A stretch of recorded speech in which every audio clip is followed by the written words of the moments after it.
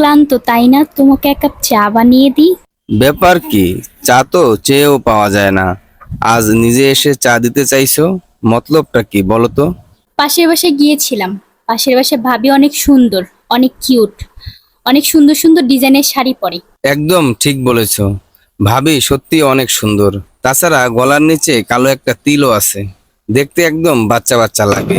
পাশের বাসায় ভাবির গলার নিচে যে তিলটা আছে সেটা তুমি কিভাবে দেখলে? সেদিন বিকেলে ভাবিকে দেখলাম খোলা চুলে লাল শাড়ি পরে ছাদে হাঁটাহাঁটি করছিল। উফ, কি যে সুন্দর লাগছিল। আমার কথাটা শুনে শ্রাবণী চোখ বড় বড় করে আমার দিকে তাকিয়ে রইল। আমি যে কত বড় ভুল করে ফেলেছি সেটা আমি খুব ভালো করেই বুঝতে পারলাম। রাগে শ্রাবণীর সারা মুখ যেন লাল হয়ে গেছে। আমি কিছু না বলে মাথা নিচু করে বসে রইলাম। শ্রাবণী রুম থেকে বের হয়ে গেল। একটু পর রান্নাঘর থেকে বটি এনে বলল, দেখো তো এই বটিটার ধার ঠিক আছে কিনা। একদম ঠিক আছে। আজকে ধার করালে নাকি? হ্যাঁ, আজকেই করছি। আচ্ছা, এটা দিয়ে একটা কোপ দিলে ঘাট থেকে মাথাটা আলাদা হয়ে যাবে না? এইসব কি ভয়ঙ্কর কথা বলছো শ্রাবণী? পাশে বসে ভাবির গলার নিচে তিল আছে সেটা তুমি লক্ষ্য করেছো, আর আমার যে ঠোঁটের নিচে তিল আছে সেটা তুমি লক্ষ্য করতে পারো নাই? ভাবি লাল শাড়ি পরেছিল সেটা তুমি লক্ষ্য করেছো, আর আমি এই মুহূর্তে লাল শাড়ি পরে আছি সেটা তোমার চোখে পড়ে না? ভাবির চেহারা বাচ্চা বাচ্চা লাগে, আর আমি কি বুড়ি হয়ে গেছি? সরি বাবু, আমি এভাবে বলতে চাইনি। তোর সরি কে? টুট টুট টুট। এটা নিজ দায়িত্বে বুঝে নিস। এই মুহূর্তে বাসা থেকে বের হয়ে যা, না হলে তোরে আজকে খুন করে আমি বিধবা হব।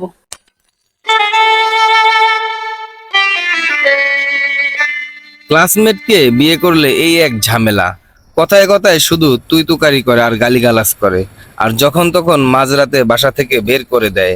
রাত কয়টা বাজে জানি না, কারণ আমার হাতে ঘড়িও নেই, মোবাইলটাও ফেলে এসেছি। কি আর করার, এখানে বসে রাতটা কাটিয়ে দিই। সকাল হলে না হয় কিছু একটা করা যাবে।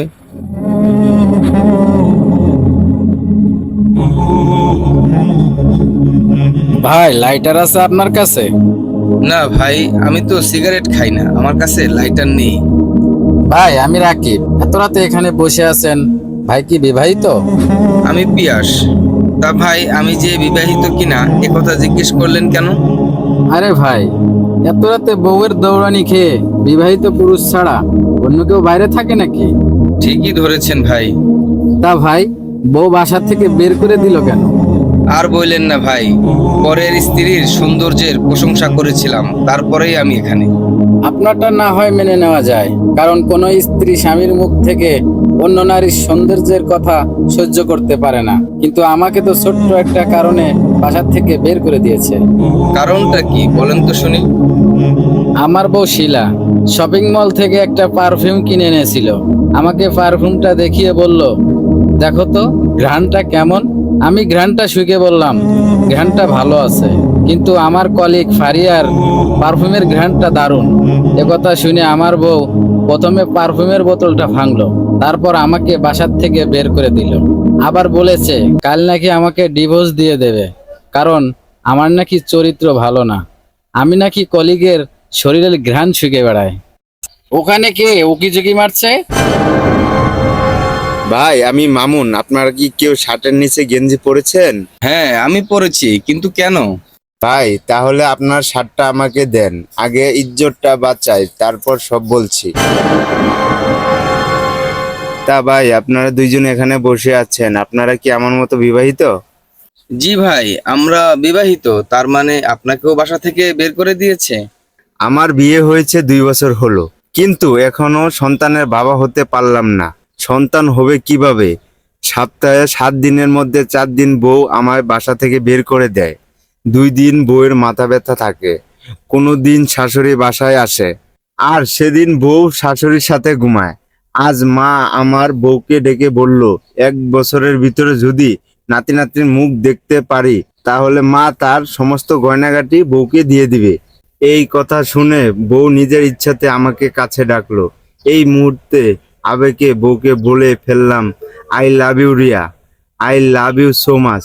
সবই তো ঠিক আছে, তাহলে সমস্যাটা কোথায়? সমস্যা তো ওখানেই।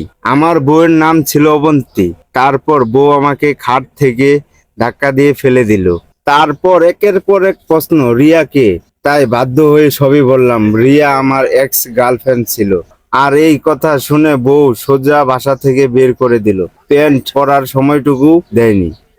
রাতের অন্ধকার কেটে আস্তে আস্তে আলো ফুটতে লাগলো। এখন বিদায়ের পালা। হঠাৎ রাকিব ভাই আমাদের দুজনকে বলল, ভাই, স্ত্রীলোক সৃষ্টি হয়েছে স্বামীর পাঁজরের বাঁকা হাড় দিয়ে। আমরা যতই একদিনে সেই বাঁকা হাড় সোজা করতে চাই, তাহলে হাড় ভেঙে যাবে। আর যদি সেই হাড় সোজা করতে চেষ্টা না করি, তাহলে দিন দিন সে হাড় আরো বেঁকে যাবে। তাই প্রতিদিন আদর, ভালোবাসা, যত্ন দিয়ে আস্তে আস্তে সেই বাঁকা হাড় সোজা করতে হবে। আমরা তিনজন আজ রাত রাস্তায় কাটালাম। বিশ্বাস করেন, আমাদের কারো স্ত্রী কিন্তু বিছানায় 1 মিনিটের জন্যও পিঠ লাগায়নি। কেউ হয়তো সারা রাত বেলকনিতে দাঁড়িয়ে পথ চেয়েছিল, কেউ সারা রাত কেঁদে চোখ ফুলিয়ে ফেলেছে, আর কেউ হয়তো ফজরের আজান পরেই স্বামীকে খুঁজতে বেরিয়েছে। স্ত্রীলোক খুব আজব জিনিস। দুনিয়া উল্টে গেলেও স্বামীর ভাগ কাউকে দিতে চায় না। পিয়াস ভাই, আপনার শার্টটা কবে দিব? কোনো একদিন মধ্যরাতে আপনার সাথে আবার হয়তো দেখা হয়ে যাবে। যেহেতু আমরা বিবাহিত, সেদিন না হয় শার্টটা দিয়ে দিবেন।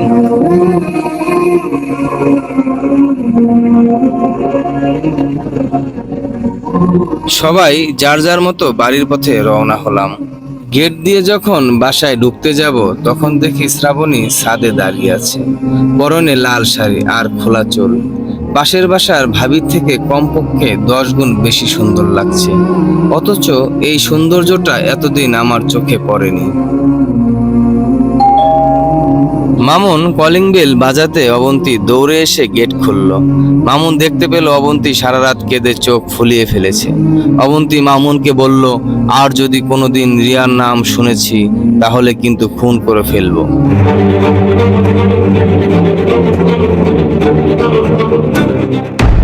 তুমি কি আমায় খুঁজতেছিলে?